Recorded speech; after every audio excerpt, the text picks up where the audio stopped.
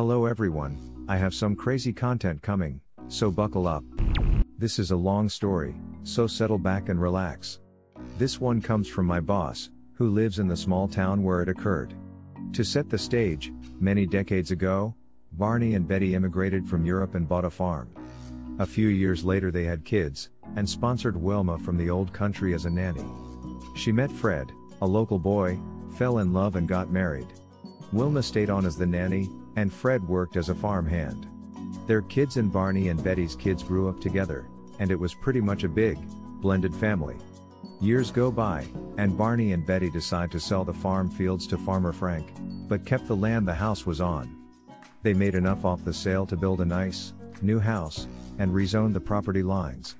They broke the lot up into two parcels, one for the new house, and one for the existing house, which they gifted to Fred and Wilma as a recognition of their years of dedicated and loving service. Both houses shared a well and a septic field. More time went by. Barney and Betty passed away, and their house was inherited by their son, Bam Bam. Fred also passed away, and Wilma stayed in the house. She was an angel. Everyone in the town knew and loved her. She was like the town's grandmother. She was active in the church, and liked nothing more than crocheting booties for anyone in town that had a baby. Sadly, Wilma passed away too, and her house was inherited by her daughter, Pebbles. She was well established in a nearby metropolitan city, and made the decision to sell the house. And so it begins. To give you a better idea of the setup, here is a rough diagram. Editor's note, I'll put the link in the description end of editor's note. The parcel for sale is the yellow bit, which backs onto protected park land, and is bordered by Bam Bam's land, and Farmer Frank's fields. It was purchased by a builder from the city, which we'll call Dick. The name suits him. He wanted it as a country getaway, as he already had a place in the city. He got approval to improve the place, and his plans were to convert the barn into a multi-car garage with a man cave and an apartment in what was the loft. He started by tearing down the house, with plans to replace it with a bigger, more modern house. The house was torn down, and the new build was started. The lower part of the yellow represents a very narrow driveway. Between that driveway and Farmer Frank's field was a drainage culvert. So the contractors started parking their vehicles on Bam Bam's lot. Bam Bam asked the contractors not to do it, but they didn't stop, so he approached Dick, and the conversation didn't go well. Dick was an entitled big shot, dealing with what he thought was a country bumpkin. To give you an idea, Dick once went to the local diner, and asked for the wine list. He was aggressive and disrespectful, and this pretty much set the tone for all future interactions. Bam Bam had enough. These contractor trucks were tearing up his ground, so one weekend, he built a fence along the border between his house and Dick's. It wasn't a complicated fence, he just got a buddy with a post hole digger on his bobcat, sunk posts, and strung planks between them. This caused no end of trouble with the build. There was no room to park in the yellow for the contractors without getting in each other's way, and they couldn't park in the driveway, which was only wide enough for one vehicle at a time. Contractors were pissed off. They had a long walk from the road to the build site, and had to carry tools and equipment back and forth, either that, or take turns dropping materials, waiting hours for the carpenters to finish unloading the lumber so that the plumbers could unload the pipes. Dick was furious, and came stomping over to Bam Bam demanding that he dismantle the fence. Bam Bam told him to go to hell. A day later, Bam Bam saw that someone had removed some of the fence and the contractor trucks were back on his land. Okay, thought Bam Bam. Let's play. The following weekend Bam Bam irrigated the area where the contractors were parking. Irrigated it long and continuously. He probably had to get a water delivery to make it happen, as the well had a limited capacity. On Monday, the first contractor to arrive turned off Dick's driveway to go through the fence, and immediately sank up to his axles in mud. Did I mention that Bam Bam owned the local service station, and knew every tow truck company within 100 miles? As it turned out, everyone they called was too busy to pull the truck out, and they had to call a tow truck from the city, almost 2 hours away. You can see how the relationship between Bam Bam and Dick became somewhat less than neighborly. Time went by, and Dick's house was completed. It was a low-maintenance setup, with interlocking brick over the compound, tall hedges separating Dick from Bam Bam.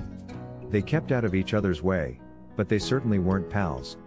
Dick's kids would come up on the weekend and have a party now and then, but Bam Bam put up with it. One issue that arose was when Dick decided to fill the small swimming pool that he had installed. This drew the well dry, and caused some sand to be pulled into the water treatment equipment. When Bam Bam approached Dick about the cost of the repair, via email, Dick basically replied that it was Bam Bam's problem. The same when the septic holding tank needed to be pumped. Bam Bam offered to split the cost of the pumping, and Dick refused to part with a dime. Years passed, and Dick decided to list the house for sale. That's when Bam Bam made his move. He cut the water and capped the septic line leading from Dick's house. Then he informed the real estate agent of what he had done. Well, that induced a thunderstorm, for sure. There's no way Dick could sell a house that had no water, or any way to dispose of waste. He couldn't build a septic field on his property, it was too small. He approached Farmer Frank to buy some of his land, but was rebuffed. His only option would have been to install a septic holding tank, but the only place to put it would have been right in the middle of his compound, and septic tanks can be aromatic. It would also have meant removing the in-ground pool.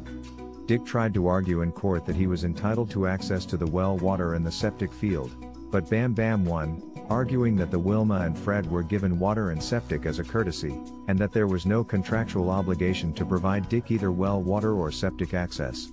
There was nothing in the deed to Wilma and Fred that could be grandfathered in, and Dick's emails refusing to pay for maintenance to either system was the nail in the coffin. The property sat vacant and unusable for months. The price dropped through the floor, and the few people that expressed an interest in the property approached Bam Bam with varying offers of cash to restore service. Bam Bam declined. No offers were made to Dick for the house. Finally, Dick did receive an offer from a numbered corporation, an offer that was about a quarter of the asking price. As is, with a statement that the buyer was aware that there was no water or septic service to the property. Without much choice, Dick accepted the offer. And that's how Bam Bam bought himself a beautiful, modern country home, at a steal of a price. He reattached the water and septic in an afternoon, and moved his furniture down the driveway. He rented his old house out, for extra money, and had the numbered company negotiate with himself for an arrangement for perpetual use of the well and septic, thereby jacking the value of the house by a factor of 4. Later, if he decides to sell it, he'll be making a massive profit. Bam Bam now enjoys a country paradise, and is the social king of the hill in his town. All because Dick decided to be a dick. I worked in a state senator's office with a very smart and capable mom. She was the senator's aide, but that was only for part of the year, and I'm fairly certain she didn't really have a career apart from that. But incredibly capable. This lady would always surprise me with the things she had done. Like once she casually mentioned the time she had gone to some conference in Australia to give a speech, and I was like, wait, what? My favorite thing she told me about was when she destroyed her local PTA. So in the States we have these organizations called parent-teacher associations. It's a national organization with local chapters for different schools. They exist to foster relations between parents and teachers, but usually just turn into lots of Karens making unnecessary rules, getting upset over stupid things, and generally causing problems. Usually staffed by the type of people who like to create and solve problems to justify their existence. Sort of like an HOA for schools. Anyway, this lady was no Karen. She didn't create problems, she solved them. She hated the PTA at her children's school. It was always causing problems and had budget problems. When it finally began getting field trips and recess banned and wasting fundraising money and membership dues on administrative costs, among other issues, she decided she had had enough. She joined the PTA, worked her way through its ranks, volunteered at all the events, ran for office, and became president of the PTA. She then used the bylaws and her influence to disband the chapter. The kicker is then she created her own local club to replace the PTA, one that wasn't influenced by a national parent organization and bureaucracy. She was able to raise tons of money for awesome events, projects, and trips for the students, and ran the club way more effectively than the PTA had ever been. And everyone at the school lived happily ever after. Such a cool lady. Okay, this happened years ago, 1985 to be exact. I was 45 when this happened, 81 now. So after my second retirement, I started doing property management.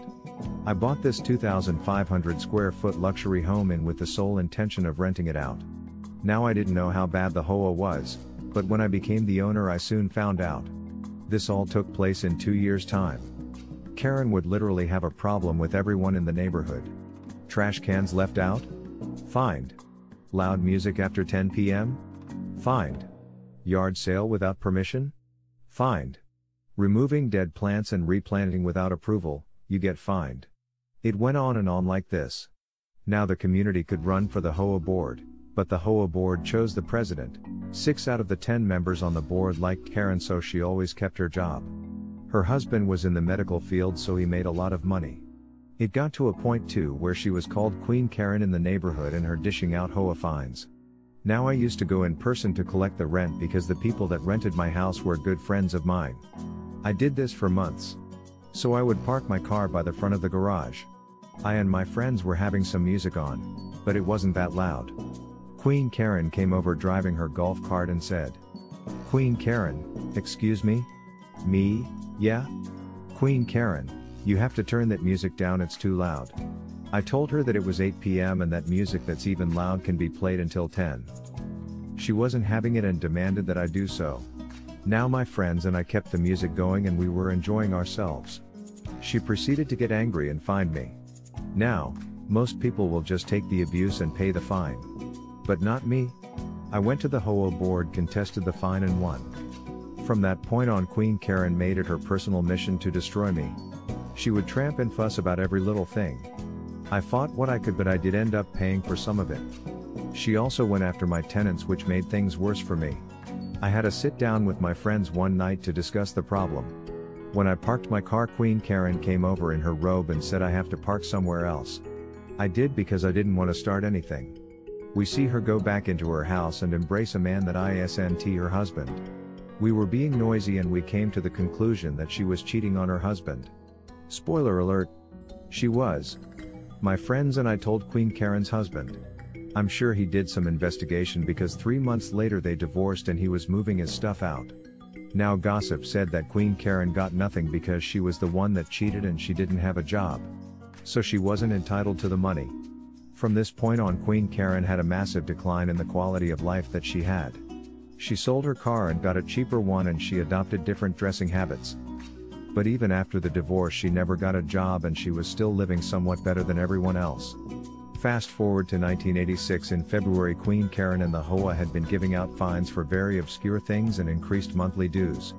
Having trash cans out a couple of hours early or after the trash man left would result in a fine. Targeting people that had older or dirty cars goes on and on. Me and the other people, the community, were sick of the crap that she and the HOA were pulling. So at the next meeting, we made out voices our concerns.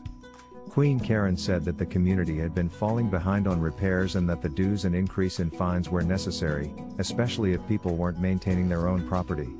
She said that it was in the yearly budget report and that we should have read it. The other pissed residents and I go and read the statement. Now none of us read it because we take it as a junk mail and disregard it. But we read the whole statement cover to cover. Queen had increased the HOA budget 15%, and where that extra money was going remained unknown. We went over to her house the next day and demanded to know where the extra money was being spent. But she refused several times. She closed the door and went back to watching TV. We filing a joint lawsuit to find out where the money was going. In June we found out. Cue the revenge. Queen Karen was living off HOA fines and dues. The increase is because she was running out of money. She still didn't have a job, so she embezzled from the HOA so she wouldn't have to get a job. She gets busted. We call the police for her embezzling the money. She was charged with fraud and extortion. The neighbors and I filed a joint lawsuit against Karen to get reimbursement as well. Because she had no money, so she had to mortgage her house to pay us all. She later went to federal prison for 6 years with no parole. Because she went away, no one was paying on her house. The bank foreclosed on it and it was bought by someone else. So when she got out in 1992, she was homeless. Honestly, the majority of us didn't want to ruin her life like this. Had she toned down the excessive fines, we would have let her be. But she had to double down and steal from us because she didn't want to get a job like everyone else. What did you think? What would you have done differently? Share your opinions in the comments. And if you enjoyed the stories, slap that like and subscribe button for more of them, and don't forget to support the original writers with an upvote. Links are in the description. Peace out, and catch you tomorrow.